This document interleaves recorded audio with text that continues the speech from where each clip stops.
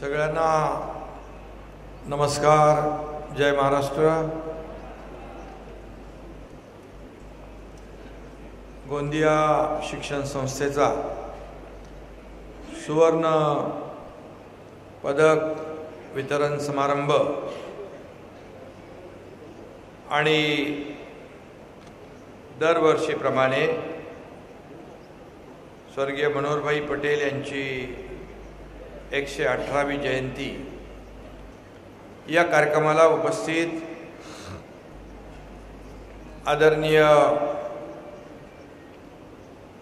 भारताचे उपराष्ट्रपती जगदीप धनखड़ साहेब, सौभाग्यवती सुदेश जगदीप धनखड़ जी,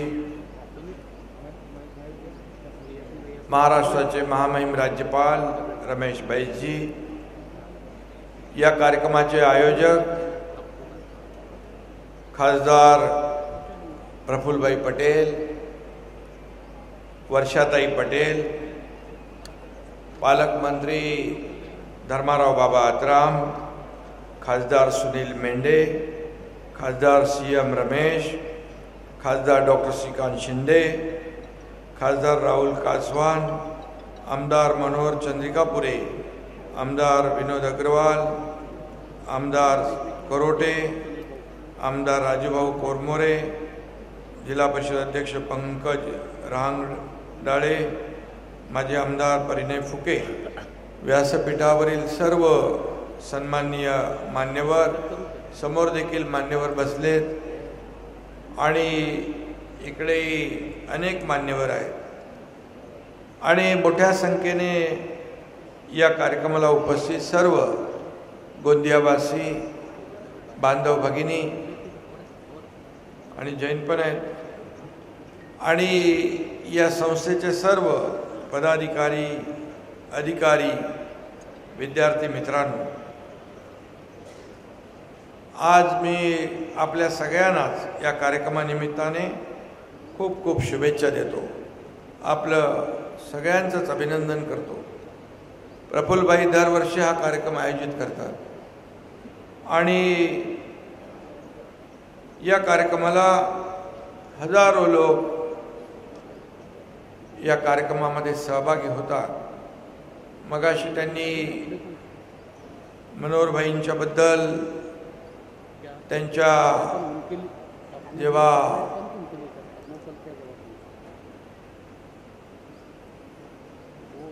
अंत्यविधीचा त्यांनी मगाशी आणि त्यावेळेस जो लोकांचा, जनतेचा महासागर, शेवटी ही कामाची पोचपावती असते। माणूस कसा जगला यापेक्षा तो किती जगला यापेक्षा कसा जगला हे फार महत्त्वाचं आहे। आपण समाजाला काहीतरी देणं लागतो या भावनेने मनोहरभाईंनी काम केलं आणि अशा मोठ्या संस्था म्हणजे शून्यातून विश्व निर्माण करण्याचं काम मनोहरभाईंनी केलं। त्या काळामध्ये तर कठीण परिस्थिती होती, आता तर बऱ्याचशा सोप्या गोष्टी झाल्यात, परंतु त्या अतिशय कठीण परिस्थितीमध्ये,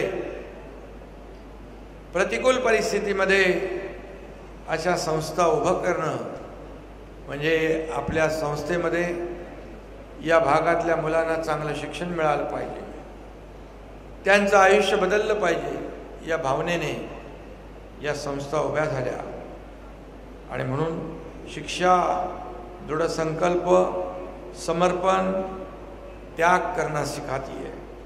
जीवन में क्या गलत क्या सही का पाठ पढ़ाती है। पढ़ेगा भारत तभी बढ़ेगा, आगे बढ़ेगा भारत। इसी सोच के साथ महाराष्ट्र में विभिन्न संस्था के माध्यम से शिक्षा का यज्ञ शुरू हुआ है। इसी का एक बहुत बड़ा एक परिचय आज हम यहाँ देख रहे हैं। गोंदिया शिक्षा संस्था भी 50 वर्षों से एक तपस्वी के रूप में शिक्षा का कार्य कर रही है। इसका मुझे भी गर्व है, अभिमान है। महाराष्ट्र का एक खुशहाल और प्राकृतिक संपदा से संपन्न जिला गोंदिया में हमारे आदरणीय उपराष्ट्रपति जी का मैं हृदयपूर्वक स्वागत करता हूँ। महाराष्ट्र की जनता की ओर से एक इतने बड़े ओहदे पर जाने के बावजूद भी एक नम्रता, एक विनम्रता और एक शालीनता उनसे, उनके अंदर से झलक रही है। ये बहुत बड़ी बात है। राजस्थान के सुपुत्र हमारे उपराष्ट्रपति कानून के भी विशेषज्ञ हैं। सदन के संचालन के दौरान वे जिस तरह से सदस्य को संभालते हैं, उससे उनकी एक कुशलता और सभी लोगों को साथ में लेने का जो उनका व्यवहार है वो दिखाई पड़ता है।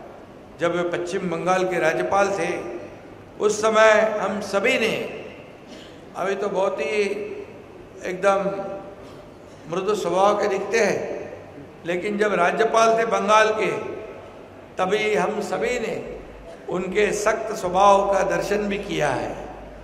जब कानून, जब जैसा माहौल होता है वैसा उसका अनुकरण भी होना चाहिए। एक किसान का बेटा होने के नाते वे आम आदमी की पीड़ा जानते और समझते भी हैं। एक छोटे से गांव में जन्म लेने वाले उपराष्ट्रपति पद तक का सफ़र हम सभी के लिए आदर्श और प्रेरणादायी है। उनकी मौजूदगी मात्र से हम सभी का उत्साह और आशा बढ़ाने वाला है, प्रेरणा देने वाला है। और इसलिए मैं फिर एक बार आप सभी की तरफ से हमारे आदरणीय उपराष्ट्रपति जी का बहुत बहुत स्वागत करता हूँ। पूर्व विदर्भ में कृषि और शिक्षा के क्षेत्र में भाग्य विधाता स्वर्गीय मनोहर भाई पटेल, इनके स्मृति को भी मैं विनम्र आदरांजली अर्पण करता हूँ। मनोहर भाई पटेल यांच्या 118व्या जयंतीनिमित्त आयोजित सर्व कार्यक्रमाला मी मनापासून शुभेच्छा देतो। मैं विदर्भ की भूमि से कई सालों से जुड़ा हूँ। गढ़चिरौली जिले का मैं पालक मंत्री था और इसी नाते मेरा विदर्भ से गहरा नाता है। आज इस समारोह में सम्मिलित होने का अवसर मुझे मिला है, ये मैं मेरा सौभाग्य समझता हूँ। इस कारण मनोहर भाई जी व्यक्तित्व की ऊंचाई और उनके कार्य के प्रति आदर प्रकट करने का, उन्हें नमन करने का भी अवसर मिला है, ऐसा मैं मानता हूँ। गोंदिया जिला एक ऐसा जिला है जब महाराष्ट्र के भूमि पर सबसे पहले सूरज की किरणों का आगाज होता है।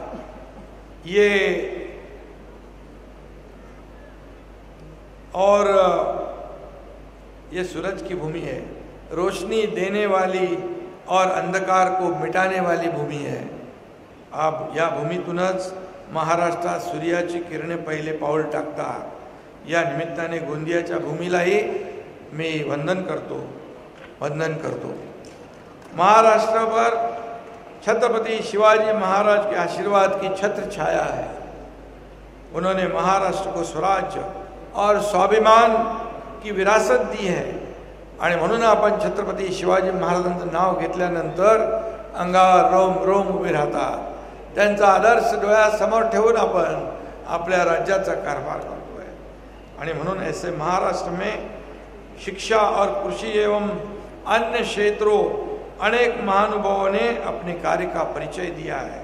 मनोहर भाई जी ने अपनी मेहनत और सामाजिक उत्तरदायित्व की भावना से इस प्रांत के विकास में बड़ा योगदान दिया है और ये सब जानते हैं आप। आज आपण या शिक्षण संस्थेच्या प्रांगणामध्ये भंडारा गोंदिया जिल्ह्यातील गुणवंत विद्यार्थ्यांचा आपण सन्मान केला। त्यांनी जे काही कौशल्य दाखवले त्याचा सन्मान करणं ही समाजाची आणि काळाची गरज आहे। त्यामुळे आणखी प्रोत्साहन मिळते, इतर लोकांनाही प्रेरणा मिळते। आणि म्हणून या समाजसेवी संस्था आहेत, त्यामध्ये विद्यार्थी, शेतकरी, ज्येष्ठ पत्रकार, उत्कृष्ट खेळाडू या सगळ्यांचा समावेश आहे। आणि म्हणून महाराष्ट्राला सकारात्मक ऊर्जेने कार्य करणाऱ्या शिक्षण संस्थांची मोठी परंपरा आहे आणि म्हणून ती परंपरा जपण्याचं देखील मनोहरभाईंनी प्रयत्न केला.